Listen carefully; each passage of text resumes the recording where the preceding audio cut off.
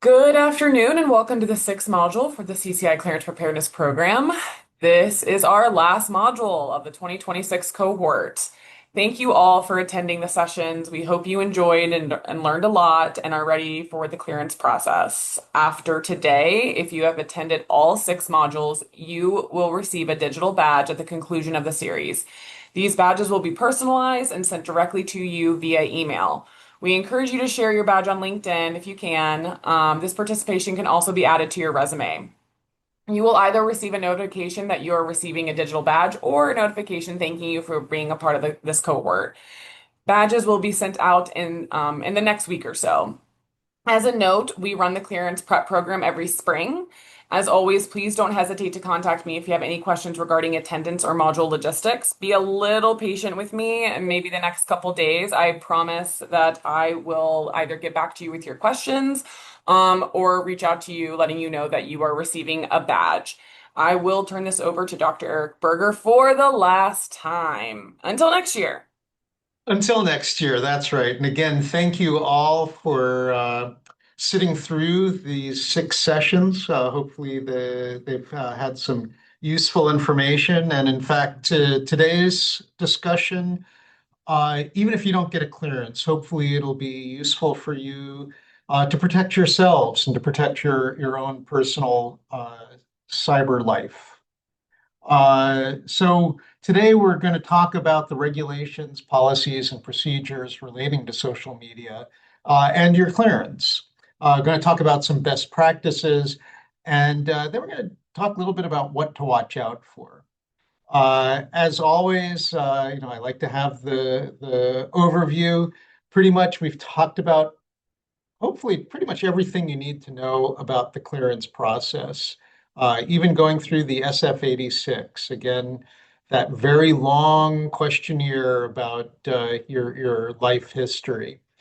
We've talked about the regulations, about how the adjudicators are not going to be, I like you, I don't like you. There's rules and regulations for them to follow. We talked about drug use and other behaviors. And we talked about the regulations around classified materials. Again, I would remind you, please put your questions in the Q&A because I'm watching that one. I don't really watch the chat box. Again, I'm not a lawyer, not giving legal advice. Unlike the earlier ones, not much here that's really about law, but again, protecting yourself. All right, well, let's talk a little bit about law. What is social media? And this is from the definition of the Security Executive Directive. So this is you could call it the legal definition, the regulation. So social media is not limited to the big ones. It's not just Facebook or Instagram or TikTok or YouTube or X or LinkedIn or Tumblr. It's a very, very broad definition. Pretty much any user-generated, publicly available content. Through social media, groups can engage in dialogue, interact, or create, organize, edit, comment on, combine, and share content. So Amazon, the reviews in Amazon, that is social media. The reviews in eBay, Yelp reviews, that's all social media. I already mentioned Tumblr, eHarmony, OkCupid, Tinder, Ashley Madison. If they are public profiles, that counts as social media.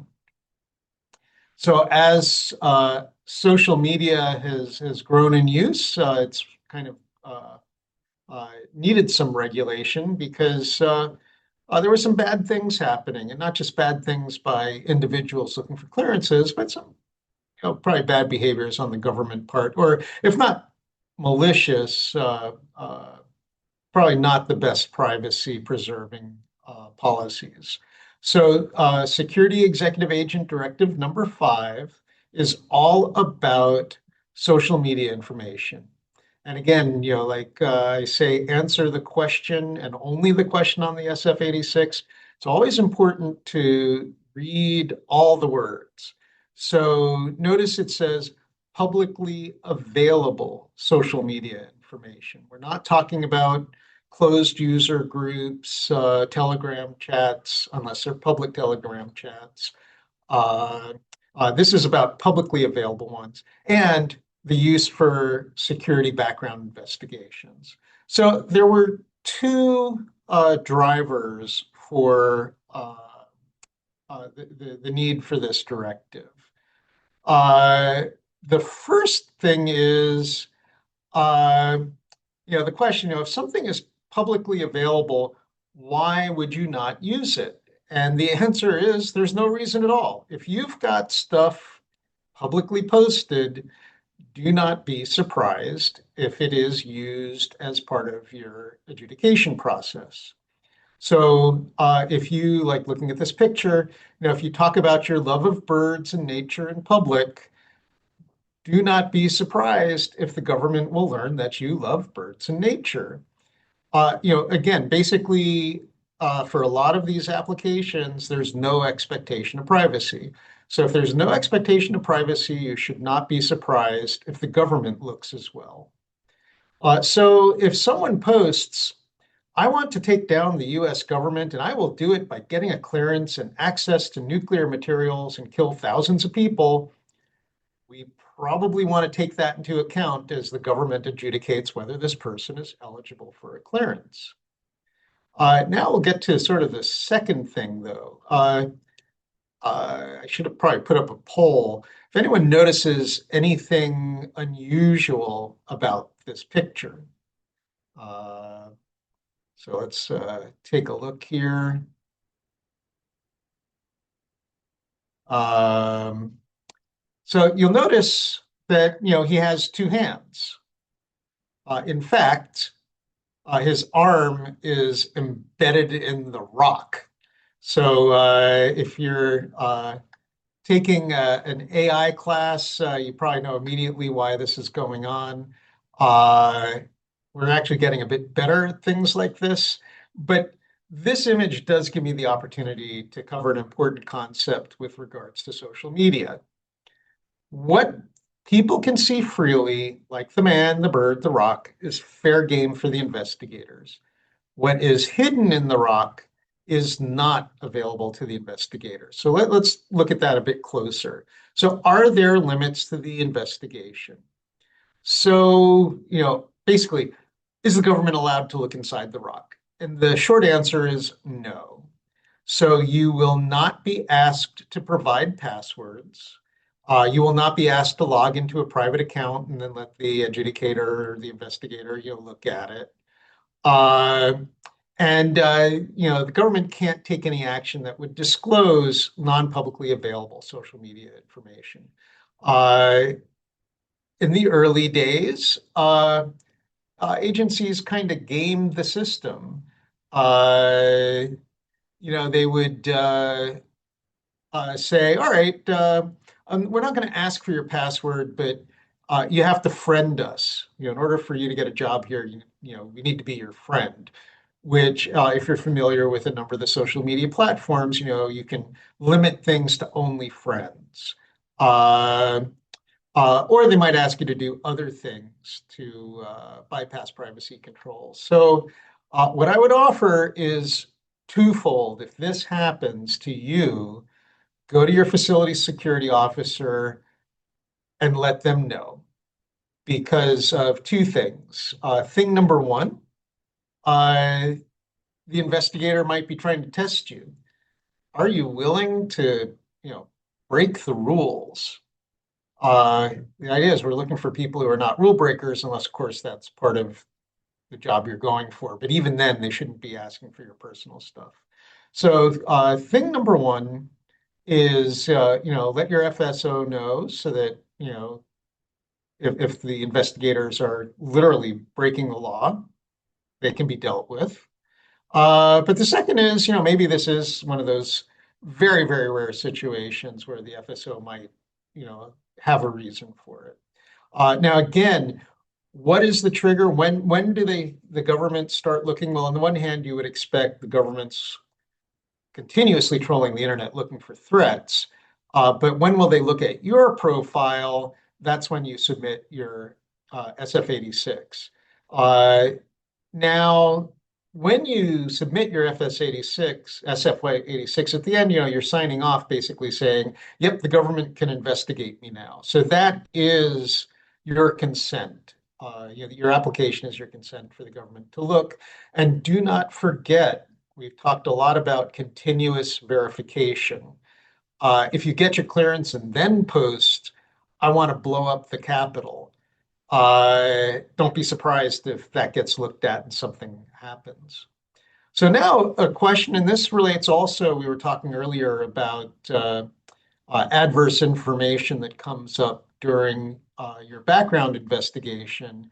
Well, especially with social media, if they find something, the question is it the right you? I can use myself as an example. If you go to LinkedIn and you say, I want the Eric Burgers, well, I happen to come up first in my search because it pretty much knows it's me. But there are a bunch of Eric Burgers on LinkedIn. In fact, one of them shares a lot of mutual connections with me. Uh,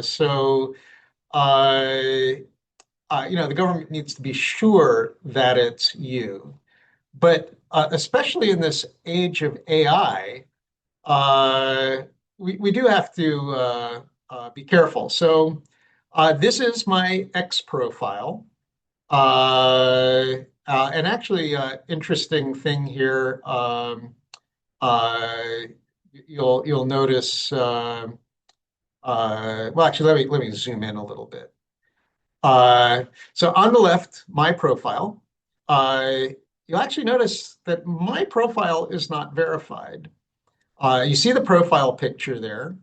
If you look at the right, you'll see my profile picture, my name. X conveniently, I guess they paid their $15, so it's a verified account. It's verified that it's Eric Berger. Uh, if you look at what was on that account, in fact, yeah, here we can do some circles here, make it easier to see. But you might notice a little difference there. My Twitter handle is Eric Berger, and this other account was Eric Buger, Buger.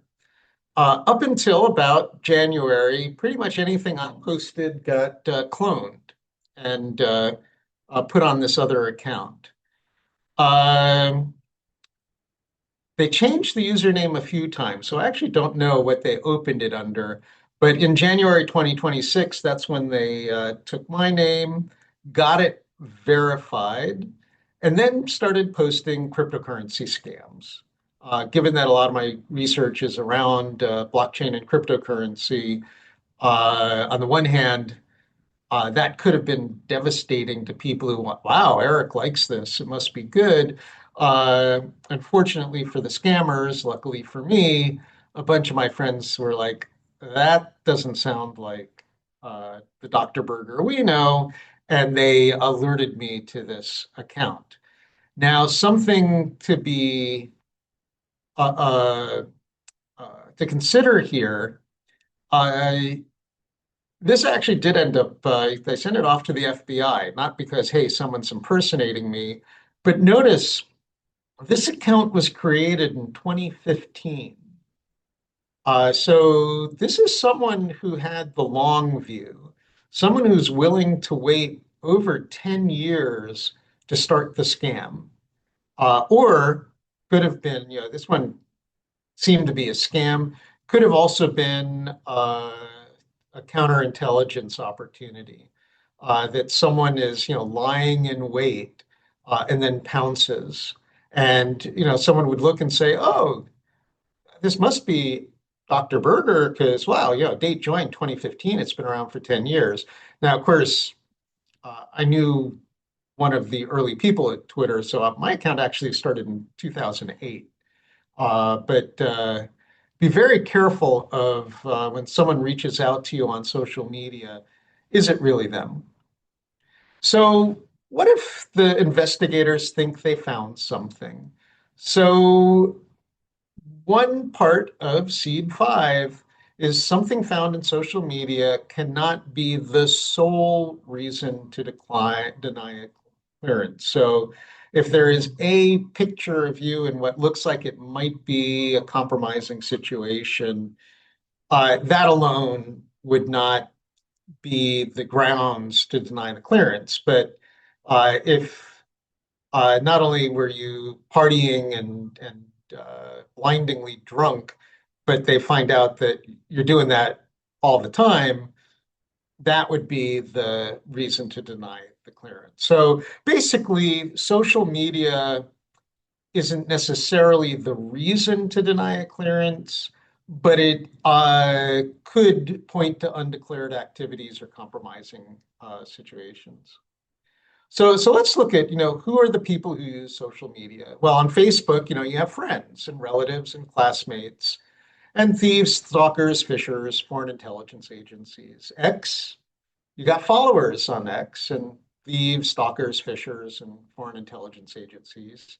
LinkedIn, which I can understand is very important to many of you uh, in the class right now. Many of you are looking to find your first job or next job or find an opportunity in the cleared space. So LinkedIn is used for your business contacts, current and potential employers. When you're at this a little bit longer, current and potential employees, and thieves, stalkers, fishers, and foreign intelligence agencies. So there's a trend here. It's not just for the purpose it was created, friends, followers, or business contacts, but the criminal underworld and the intelligence, foreign intelligence agencies mine it a lot. So don't make it easy for bad people. And again, this is information. In fact, once you get your clearance, you'll have annual training that'll cover this. But this is basic cyber hygiene for you in your life. So, for example, you wouldn't say, if you're in like the military, I'm on a deployment to a faraway place for a month, then thieves are going to know your home's going to be empty. Uh, or I'm going on vacation to a place with questionable security. So again, the intelligence people might be trying to compromise you there, but again, personal security, stalkers know where to find you. Uh, or, something that as innocuous as ode to my first pet Spot. Well, remember, a lot of websites will use things that only you know, like the name of your first pet.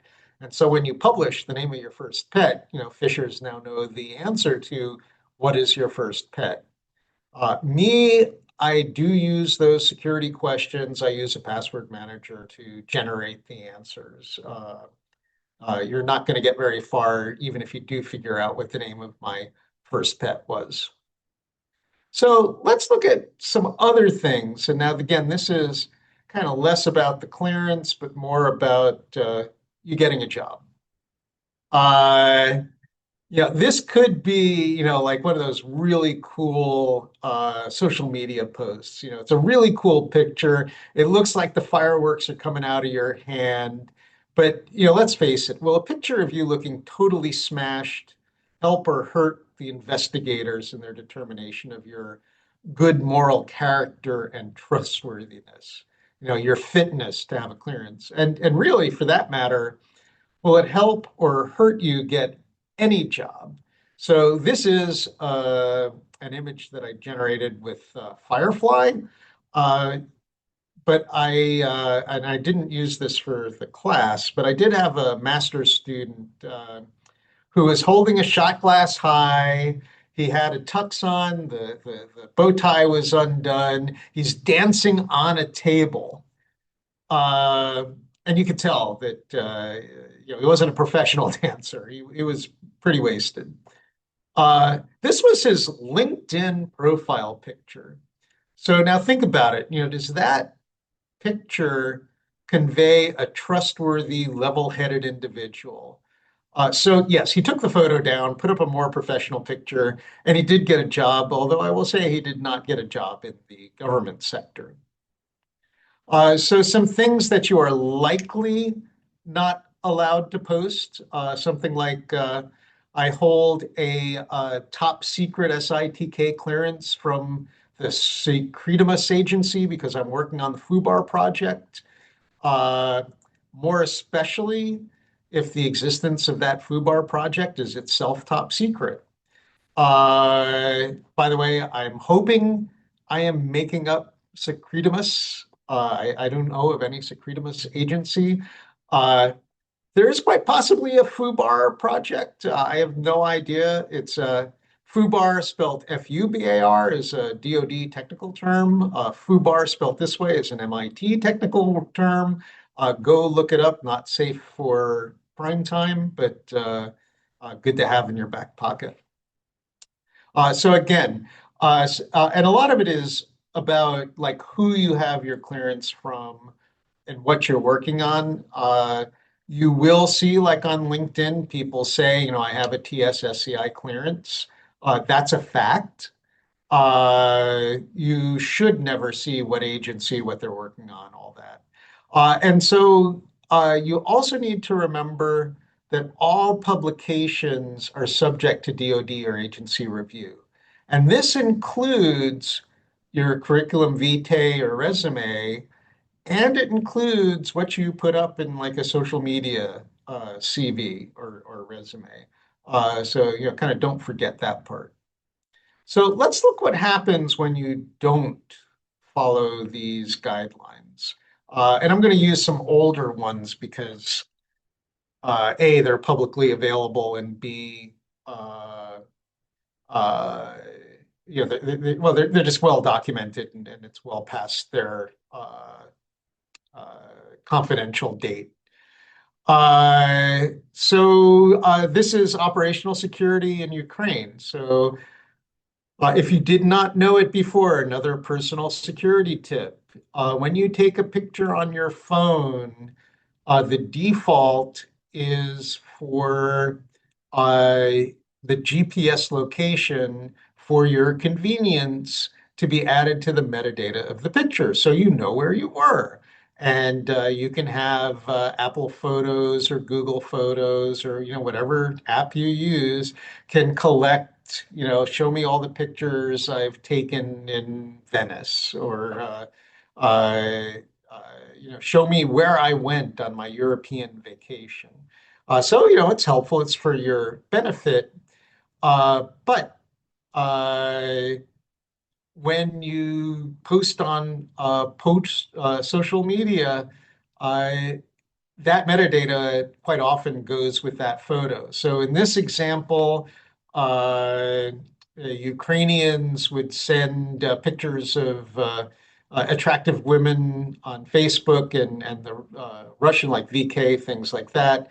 And they would ask the soldiers, hey, good looking, can you send us a picture, of what you look like? And, they take the selfie, send it to them, and then a drone or missile will come after that soldier because it had their GPS coordinates in the photo.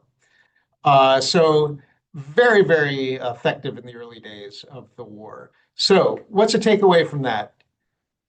At the base case, if you can do it, don't publicly post pictures. But if you do post pictures, strip out that metadata, strip out the GPS coordinates. You can turn off the GPS timestamp in Google and Apple, or you can use tools to take it out. If there are other people in this picture, just this morning I was at Northern Virginia Technology Council had an FBI panel. One of the people on the panel is an active agent. And when we took pictures, he was not in the picture because, if there's a panel of all FBI people and this other person, foreign adversaries or criminal elements might figure out that person's probably an FBI agent as well. So if you do post pictures, probably want to blur people in the picture. If you're taking a picture outside of a missile base, you really shouldn't be doing that. In fact, you don't deserve clearance for that. But if you do, or if you're at some kind of possibly sensitive place, blur the location, blur equipment, things like that. But again, the easy button, how not to get in trouble, how not to get you or your colleagues, and like the Ukraine story, all the way up to being killed. Don't post pictures. Another operational security uh, opportunity, sharing your jogging route on a publicly available site is social media.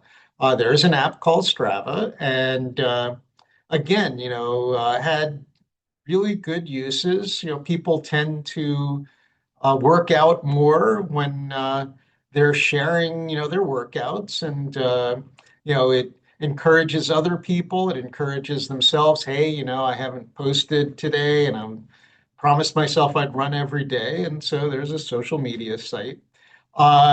This image on the right is actually, I think it was in Iraq. Yes, that was in Iraq. And our adversaries figured out where the base was and where people went jogging, so out of the base, just from looking at this social media app. So that was a huge failure of operational security. That location information is called pattern of life information. What's the pattern of the person? Uh, do they happen to be at a military installation? That will say, hey, that person is probably in the military. Are they working at a government contractor? Hey, that person's probably a government contractor. So again, the easy button, don't share pattern of life information. Notice, and this is again a general thing, most private company privacy policies are not worth the paper it's written on at an asset sale. Most companies that want to stay on the right side of the law will at least honor their privacy policies. Do note most privacy policies are you have none. But things happen when there's an asset sale. And oh, by the way, I purposely said, the privacy policies are not worth the paper it's written on because for, all these social media sites for the most part, privacy policies are not even written on paper. Basically, they're not worth anything. You might remember the World War II posters, loose lips sink ships. Well, we're in the social media age.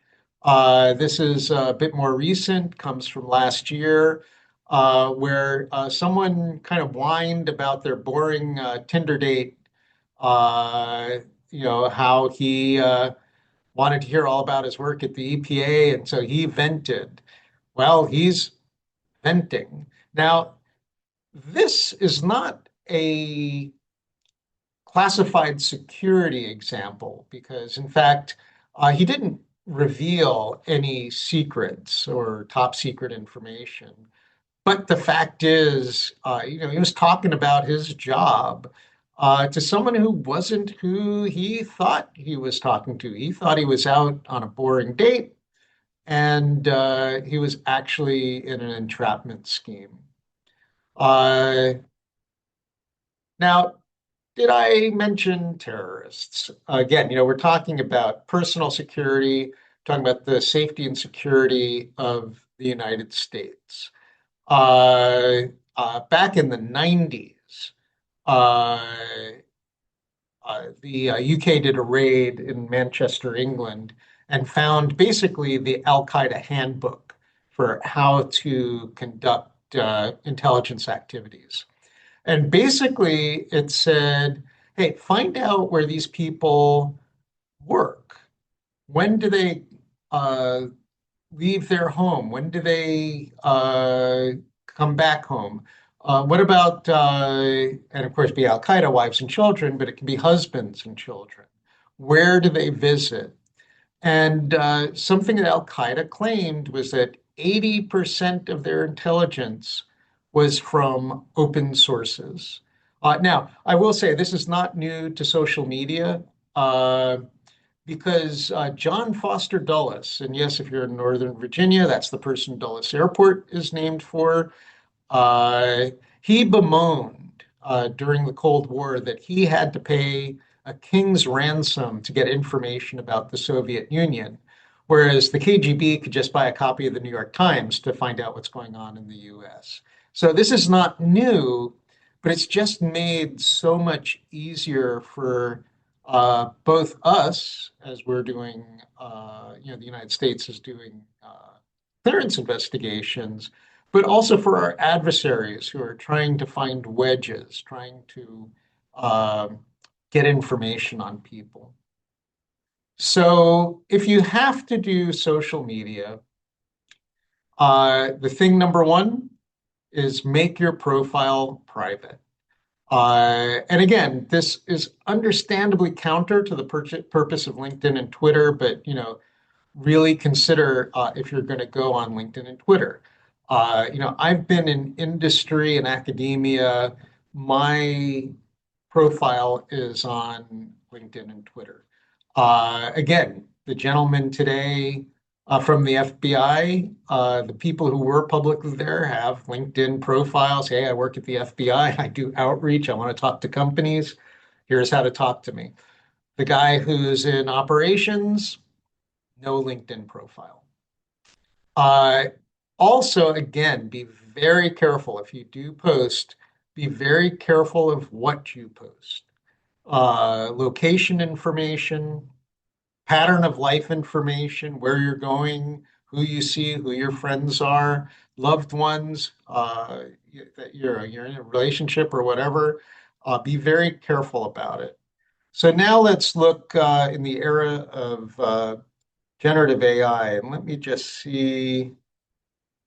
Um, I am going to attempt to play something, and actually, you can type into the webinar chat whether you hear it. Hear anything? No.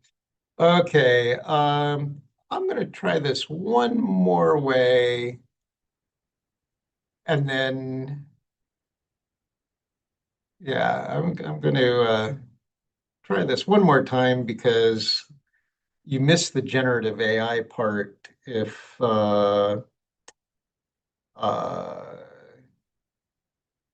you can't hear it. And actually, I would say if you've had a child murdered, turn off the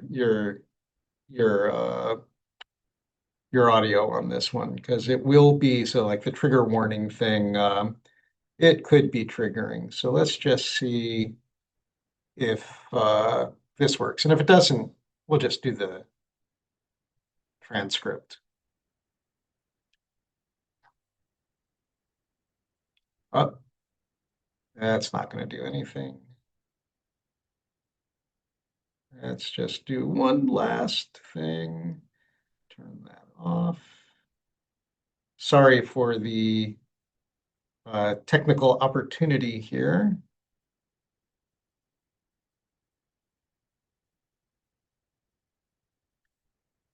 No, definitely don't want to do that.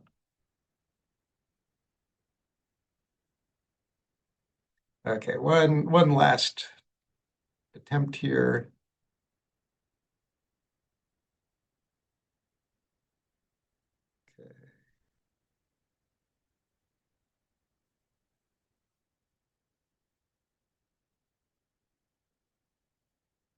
Okay, here we go. This might. Oh, we're not allowed to do that. Bummer. Okay, let's just try. Okay, and then one last thing. We have a little extra time today, so that's good. I know I would hope to get you back earlier, but we will still end on time.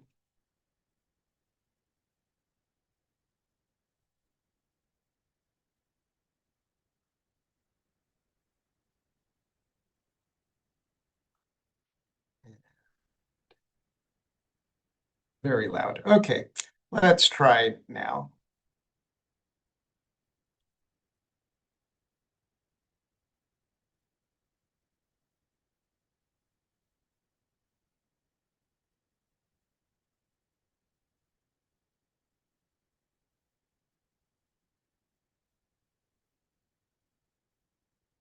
So did anyone get to hear that? Still no. Okay.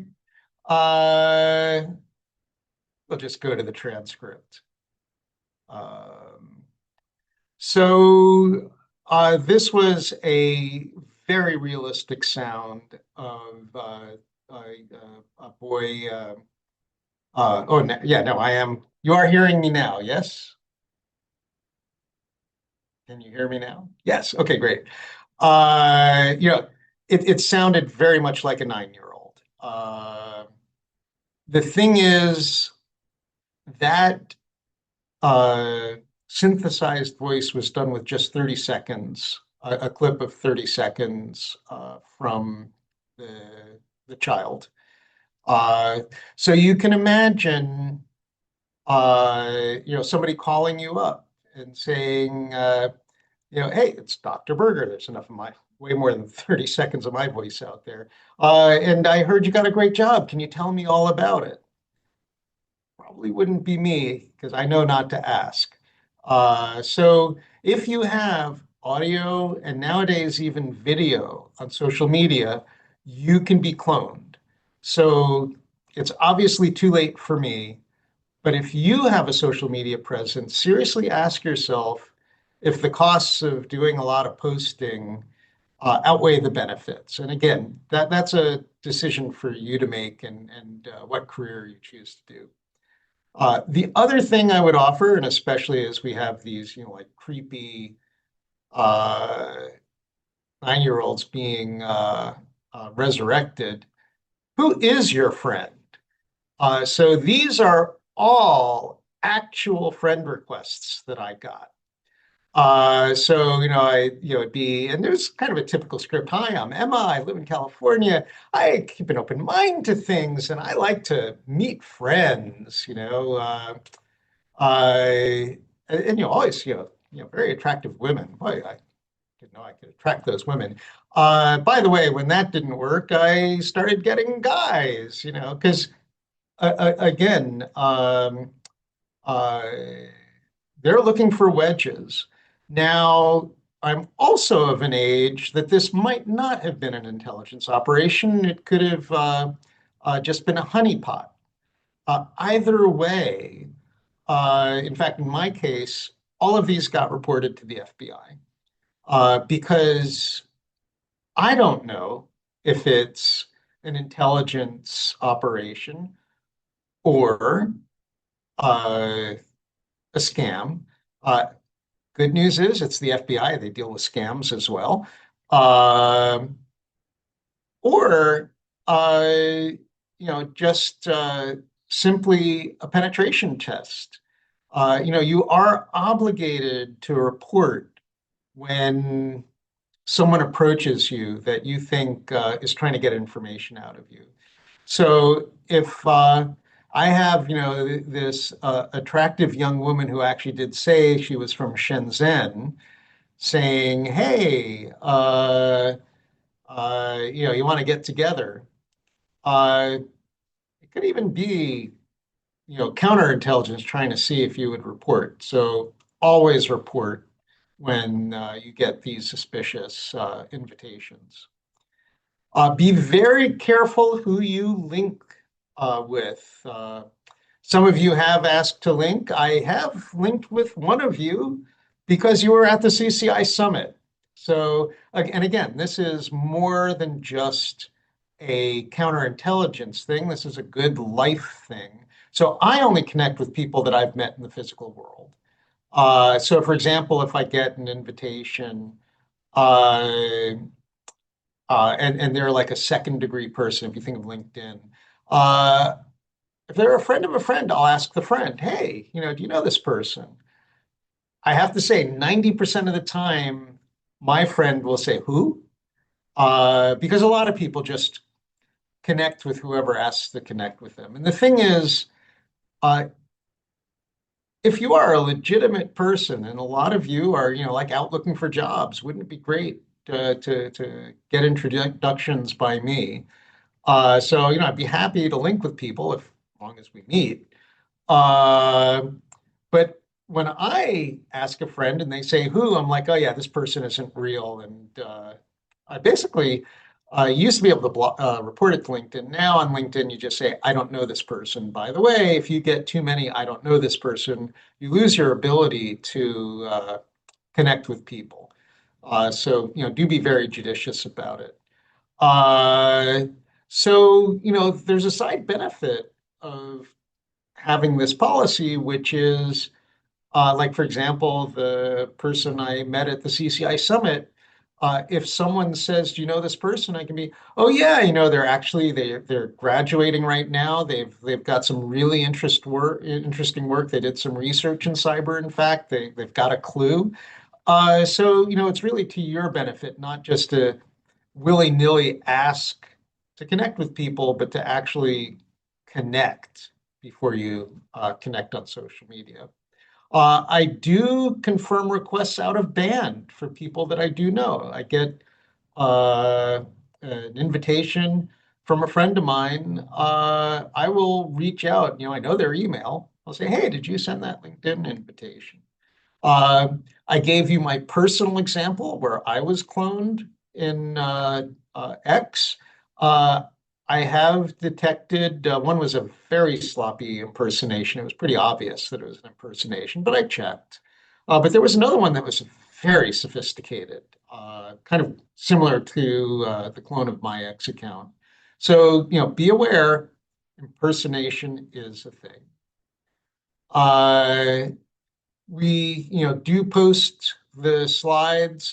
I would definitely encourage you to watch these videos. The first one, especially if you're like an undergraduate graduating, called Game of Pawns. It's really about how easy it is to slip into espionage. Uh, and Nevernight Connection is more of a focus on adult, well, you're all adults, but people mid-career, late career. But that's one where it started on social media. Both of these videos are based on actual cases. I would encourage you to take the time out.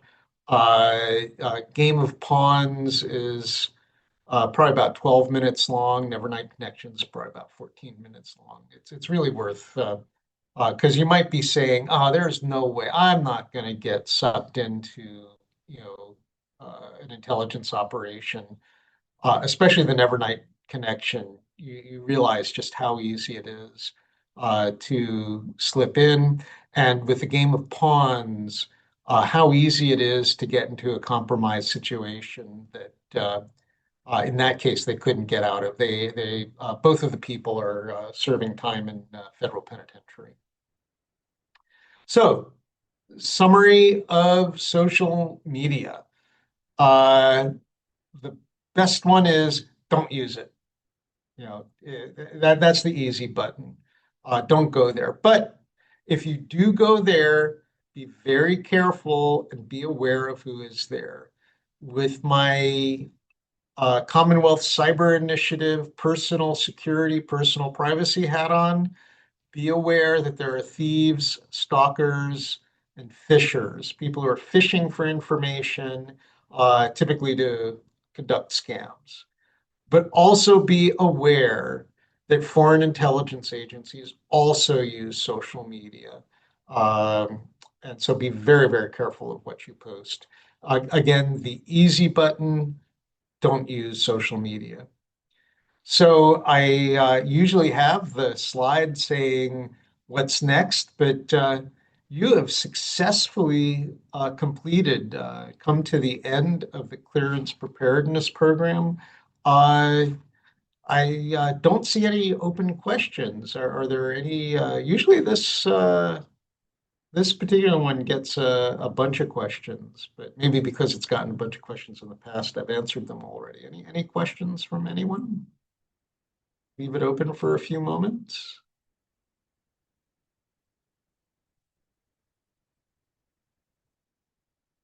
Andrea, can you just type in and I didn't mean to say that. The person who raised their hand, could you type it into the Q&A box?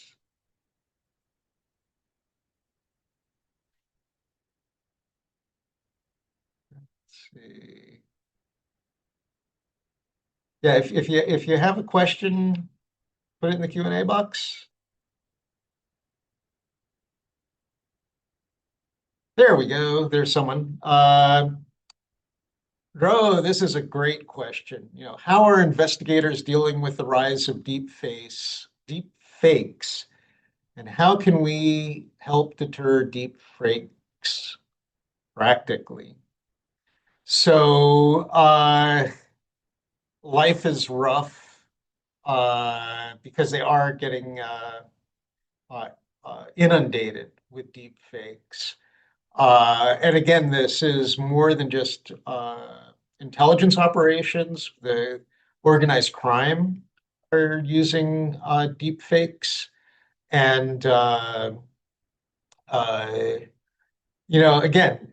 the easiest one is, sir, it could not have been me. I don't have that platform profile. Uh, but that is a hard one.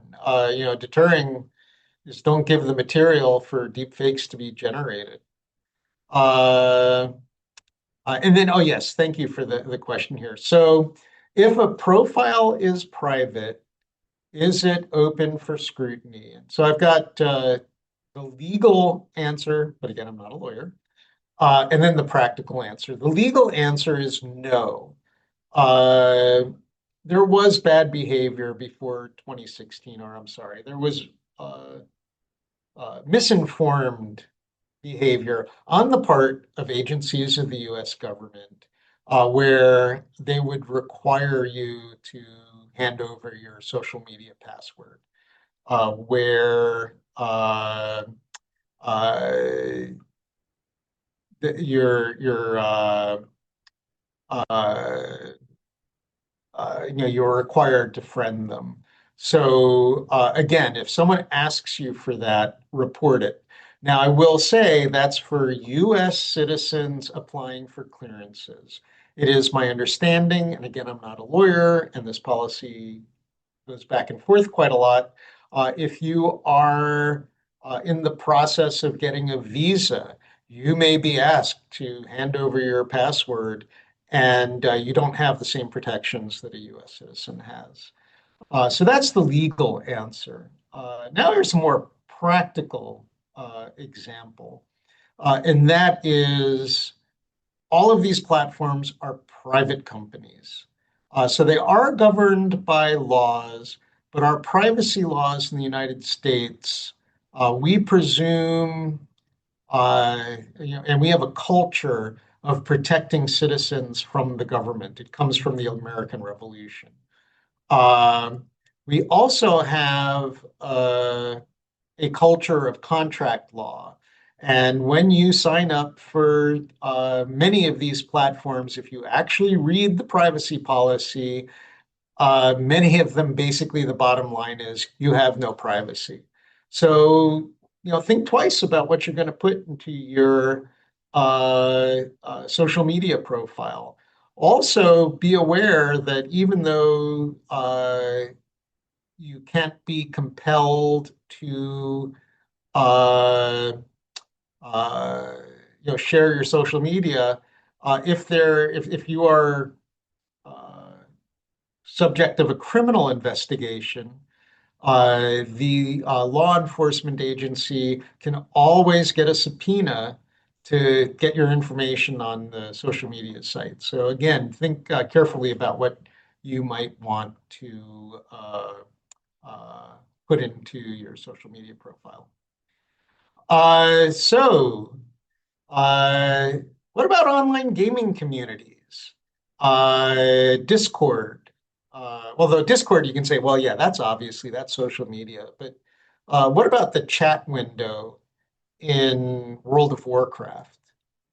If it's public, it's social media. If it's public and user generated, it's social media. Yep, that is uh, uh, fair game. Now, here's where it gets kind of fuzzy. Are they going to look at the kinds of games that you play? Uh, well, I'll tell you what, and I hope this doesn't exist, but if you are playing the pedophile game, uh, I would kind of hope that that might be an indicator of your fitness to hold a clearance and that that would be considered. But if it's, do you play first person shooter versus collaborative, cooperative versus, Minecraft? Uh, the kinds are not there. But again, that's a very good question about, the media in there. The media in there is social media. Uh, Art community profiles, if it's publicly available, it's open to the investigators. So again, especially if you're changing careers, consider your profile. Now, again, you may be like me. It's way too late to scrub your social media profile. For a while, uh, I was an executive at a company that basically had a very, very strict neutrality policy. Our business came from the fact that we were neutral. We would not favor any company. It was a B2B company. So basically, the only thing I posted was, hey, this Friday night I had this really good bottle of wine, or hey, this Friday night the wine wasn't so good. That was literally the only thing I posted on Twitter for a couple of years. Now, it wasn't every day, and it wasn't, yeah, I got really wasted. I had 4 bottles, but it was, just kind of like my wine tasting notes. I can't take that back. That's all there. You could probably look it up and find it. So no, anything, and that's why I said it's way more than Facebook, TikTok, Instagram. It's anything that's publicly visible and users post content. Uh, a uh, uh, I'm going to break the rule. It's the last one. We only have 5 minutes left. Someone asked in the chat, grumble, grumble.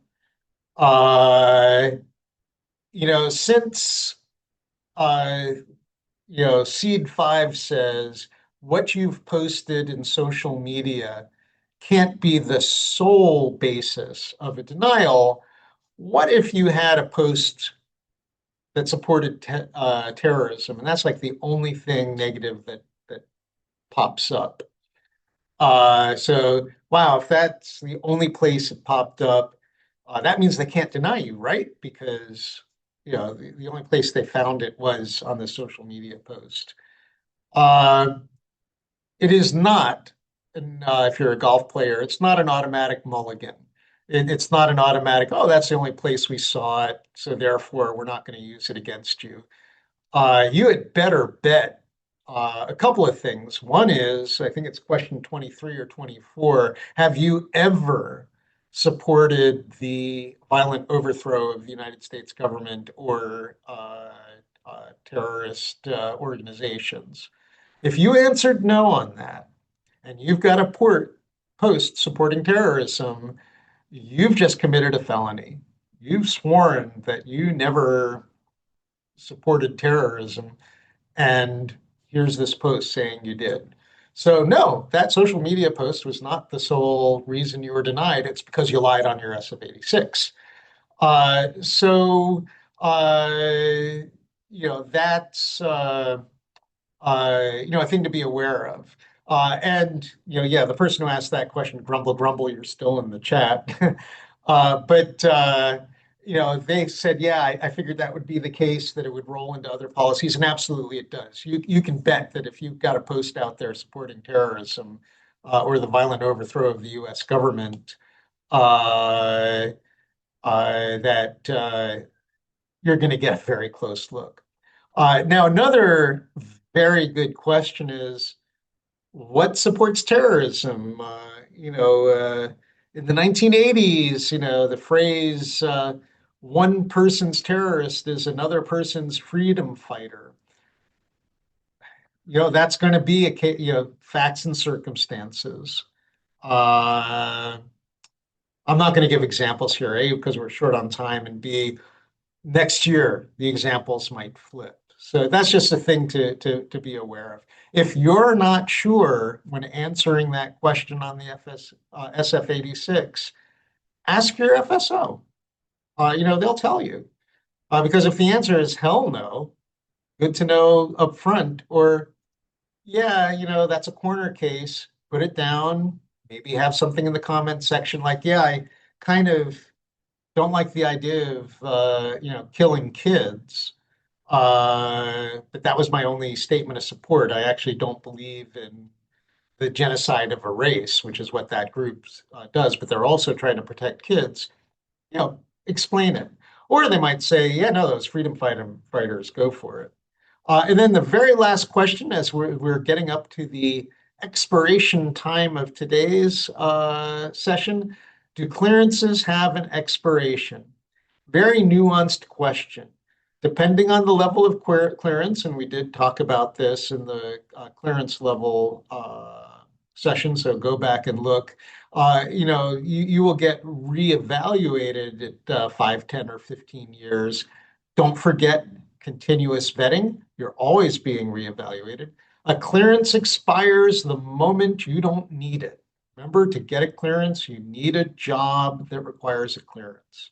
When you leave that job, if you are not working in another job, the clearance actually will stay in a somewhat active state for a year. And then depending on sort of the needs of the agencies you're going to, they can be kind of in the background on the back burner for a few years. But again, your access to information ends when your need for that access information ends. The other thing that I will just slip in at the very last moment is some parts of your clearance are for life. So, yep, you left that job, whether you left it because you're going into the private sector to make a lot of money or you were fired. Part of the clearance process is to sign that non-disclosure agreement, and that non-disclosure agreement, some of those terms are for life, irrespective of your employment. So with that, thank you all. Those were actually great questions. Kendall, we do have a question about next year. I see you saw it. So I will pass it back to you. Thank you very much. Thank you all. Again, just a reminder, you'll be receiving badges if you attended all 6 sessions. If you didn't, don't worry. We will do this again in 2027, and that registration will open in the fall. But if you do have any questions, you're very welcome to email me. However, please be patient since I am working on your all's attendance. I haven't pulled your last attendance, so we just have to wait and see. And if you guys don't hear from me, then maybe worry and send me an email. But other than that, you should hear from me by in the next couple of days about a badge or just thanking you for your attendance. Videos are going to be on the Commonwealth Cyber Initiative YouTube page. So if you just go to YouTube and type in Commonwealth Cyber Initiative, you'll see a bunch of our new and old recorded videos. And of course, if you comment in there, that's social media. To answer the one question says that will I receive an announcement by email? If you heard about this, then you should hear about the 2027 cohort. If not, I urge you to go to the Commonwealth Cyber Initiative's website, which I'll put into the chat, and you can sign up for our newsletter, and that will help you with any messaging. And then on that note, you all know where to reach me because you all have my email. Thank you so much again for coming. Thank you, Eric, for your time and your efforts. And thank you, students. Enjoy your day.